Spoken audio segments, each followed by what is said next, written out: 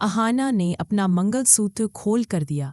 अर्जुन के हाथ में ये देखकर दुर्गा देवी होने वाली है, बेहोश, और मामा जी हैं जो संभावित करने वाले हैं। जी हाँ मेरे प्यारे दोस्तों, दंगल टीवी के मशहूर शो बड़े घर की छोटी बहू के आने वाले एपिसोड में हम एक ऐसी भावनात्मक रात में प्रवेश करने वाले हैं जहां रिश्ते टूटते भी दिखेंगे, बनते भी दिखेंगे, और जहां एक छोटा सा मंगलसूत्र पूरी हवेली की नींव हिला देगा। हवेली के लंबे गलियारों में एक सन्नाटा फैला हुआ था। अहाना धीरे धीरे चलकर आती है और अपने गले से मंगलसूत्र खोल देती है। कांपते हाथों से वह उसे अर्जुन की हथेली पर रख देती है। अर्जुन के चेहरे पर एक हल्का झटका और दूर खड़ी दुर्गा देवी के दिल में अचानक डर की बिजली जैसी चोट। उनकी सांसें रुक जाती हैं।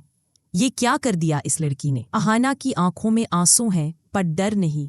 अर्जुन जंग गया है और वहीं पास खड़े मामा जी समझ नहीं पा रहे कि क्या गिरने वाला है, अहाना, अर्जुन या पूरा परिवार। दुर्गा देवी इस घर की परंपरा, संस्कार और रिश्तों की रखवाली करने वाली हैं।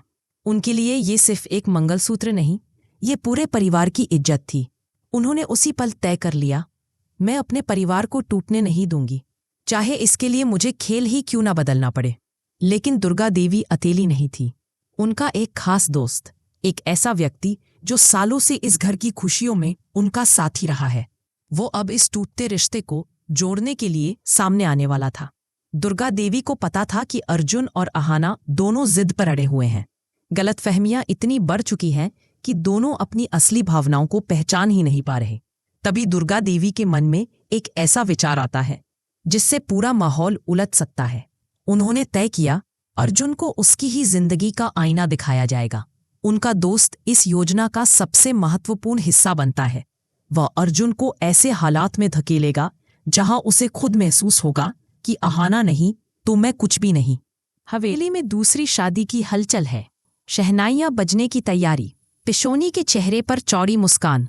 उन्हें लगता है कि अब घर उनकी मुट्ठी में है। लेकिन अर्जुन, उसके अंदर एक ऐसी खाली जगह है जो कोई भी देख ले पर वह खुद स्वीकार नहीं करना चाहता। अहाना से दूर जाने का फैसला अरसे पहले ले चुका था। डिवोर्स तक बात पहुंच चुकी थी।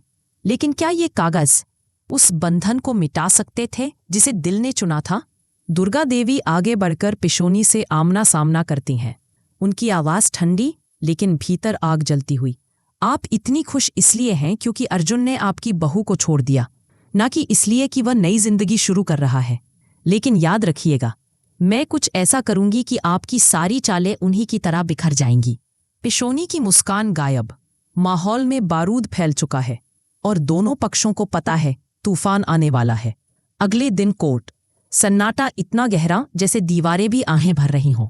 अर्जुन और अहाना, कुछ महीने पहले 7 फेरे लेने वाले, आज एक दूसरे के सामने खड़े हैं, पर अजनबियों की तरह। अर्जुन ने तलाक की अर्जी दी है, घर वालों के बहकावे में आकर, लेकिन उसकी आंखें अहाना को देखकर कांप रही हैं। जज का सवाल हवा को चीरता है, क्या आप भी तलाक चाहती हैं अहाना? अहाना ने गहरी सांस ली। आंखों में आंसू थे पर आवाज स्थिर। हाँ, क्योंकि प्यार किसी को कैद करने का नाम नहीं है।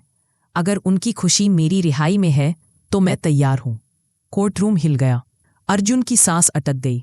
उसे वो रात याद आई जब अहाना ने उसकी मां की जान बचाई थी, जब उसने घर टूटने से रोका था पर जुबान पर ताला लगा हुआ था। जज पूछता है, क्या आप आज भी अपने पति से प्यार करती हैं? अहाना की आंखों से एक आंसू निकल गिरता है। वह फुसफुसाती है, प्यार कोई स्विच नहीं जो एक पल में बंद हो जाए। हाँ करती हूं, लेकिन अपना आत्मसम्मान खोकर नहीं। इन शब्दों ने अर्जुन को भीतर तक हिला दिया।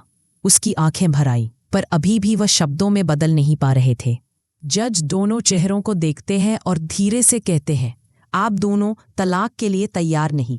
यह अर्जी खारिज की जाती है। आप दोनों को 6 महीने का समय दिया जाता है फिर से सोचने के लिए। हवेली में जैसे भूकंप आ गया।